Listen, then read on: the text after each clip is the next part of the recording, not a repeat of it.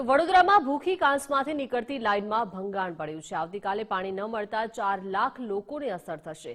છાણી, સયાજીબાગ, લાલબાગ વિસ્તારમાં પ્રભાવિત થશે અને જેલ ટાંકી, બકરાવાડી, નવી ધારથી, જૂની ગળીમાં પણ પાણીની અસર જોવા મળશે। ફાઝલપુર લાઇનનું 14મી એપ્રિલે રિપેરિંગ કરાશે અને 15 એપ્રિલે હળવા દબાણથી પાણી વિતરણ કરવામાં આવશે।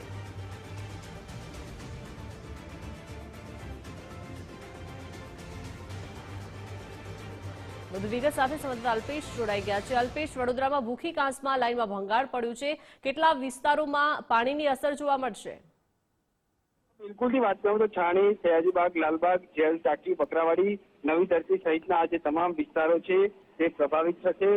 સાથે સાથે ચુનીરામ, પરશુરામ ભઠ્ઠાનો જે બુસ્ટર વિસ્તાર છે ત્યાં પણ પાણીનું વિતરણ નહીં થાય। 15મી તારીખે સવારે વિલંબથી અથવા તો હળવા દબાણથી આજે પાણી વિતરણ છે તે કરવામાં આવશે અને તેને જ લઈને વડોદરા શહેરના નાગરિકો છે કે તેમને ફરી એકવાર પાણી વગર હાલાકી ભોગવવાનો વારો આવશે।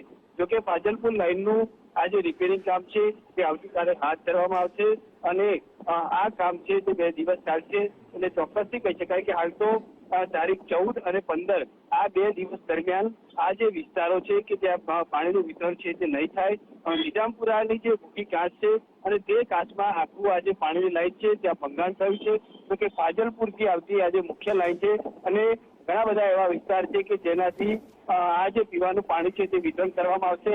જો પાણી વિતરણ નહીં થાય તો ચોક્કસથી 2 દિવસ લોકોને હાલાકી ભોગવવાનો વારો આવશે।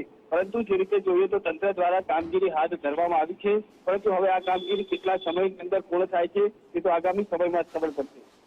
જી બિલકુલ, આભાર અલ્પેશ વિગત આપવા બદલ।